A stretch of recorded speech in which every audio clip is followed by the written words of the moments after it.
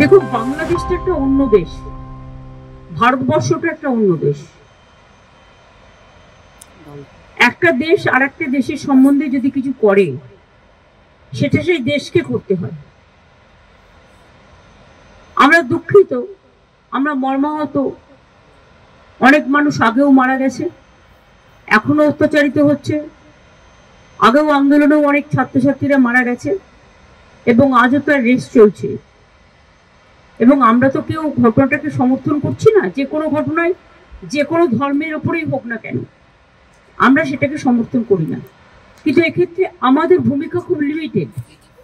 তার কারণ এটা হচ্ছে, যেহেতু আমরা আলাদা দেশ, বাংলাদেশ আলাদা দেশ, এটা ইন্ডিয়া গভর্নমেন্ট বাংলাদেশ গভর্নমেন্টের সাথে কথা বলতে পারি, বলে অ্যাকশন নিতে পারেন।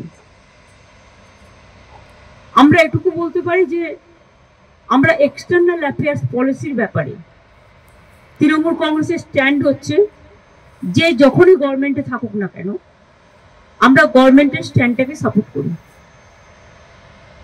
কাজেই আমাদের বক্তব্য খুব পরিষ্কার। কোনো ধর্মের উপরেই, কোনো বর্ণের উপরেই, কোনো জাতির উপরেই কোনো অত্যাচারই আমরা মানি না। না হিন্দু, না মুসলমান, না শিখ, না খ্রিস্টান, আমরা সবাই এক। এটাই আমাদের প্রিন্সিপাল। সুতরাং বুঝলে, আমার কথা দিয়ে বুঝতে পারলেন, আমরা যেসব ঘটনা আজ নয় গত 1 বছর ধরে ঘটছে, প্রত্যেকটা ঘটনার জন্যই আমরা দুঃখিত।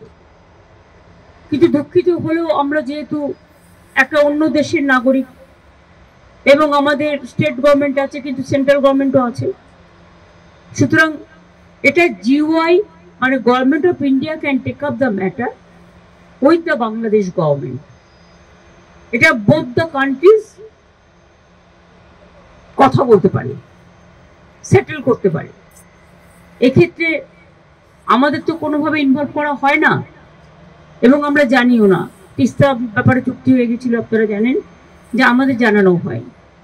কাজে আমাদের দিক থেকে আমরা বাংলাদেশকে ভালোবাসি, বাংলাদেশও আমাদের ইন্ডিয়াকে নিশ্চয়ই ভালোবাসে, বাংলাকেও ভালোবাসে। আমাদের ভাষা, সাহিত্য, পোশাক পরিচ্ছদ সবই এক। রাজনৈতিকভাবে যাই মতভেদ থাকুক না কেন, আমরা এটা নিশ্চয়ই চাই না যে কোনো ধর্মে ধর্মে বিভেদ হোক এবং তার কোনো রেশ কারো উপর পড়ুক, এটা আমরা কখনোই চাই না। এবং সেন্ট্রাল গভর্নমেন্টে যারা আছেন, তারাও তো পার্টিকুলার একটা ধর্মের বিরুদ্ধে প্রচন্ড একটা ভিন্ডিকটিভ অ্যাটিটিউড নেন। আমরা মনে করি কোনোটাই ঠিক নয়। মন্দিরও থাকবে, মসজিদও থাকবে, গুরুদ্বারাও থাকবে, গির্জাও থাকবে। ধর্ম যার যার আপনার, উৎসব সবার। আমরা শান্তির পক্ষে, আমরা উন্নয়নের পক্ষ। ধর্মীয় মতামত প্রত্যেকে যেন পালন করতে পারে তার স্বাধীনতা অনুযায়ী, আমরা এটার পক্ষে। পার্লামেন্টে যা স্ট্যান্ড নেয় সেটা আমাদের ইন্ডিভিজুয়াল কারো ম্যাটার নয়। এই ম্যাটারটা নিয়ে স্ট্যান্ড নেবে তৃণমূল কংগ্রেস পার্লামেন্টারি পার্টির চেয়ারম্যান, আমি, লোকসভা এবং রাজ্যসভায়। কিন্তু লোকসভায় আমাদের লিডার আছে সুদীপ বন্দ্যোপাধ্যায়, চিফ হুইপ আছে কল্যাণ বন্দ্যোপাধ্যায়, এবং রাজ্যসভায় আমাদের লিডার আছে ডেরেক ওব্রায়েন, ডেপুটি লিডার আছে সাগরিকা, এবং চিফ হুইপ আছে সম্ভবত নাদিম। সুতরাং তারা সিদ্ধান্ত নেবেন।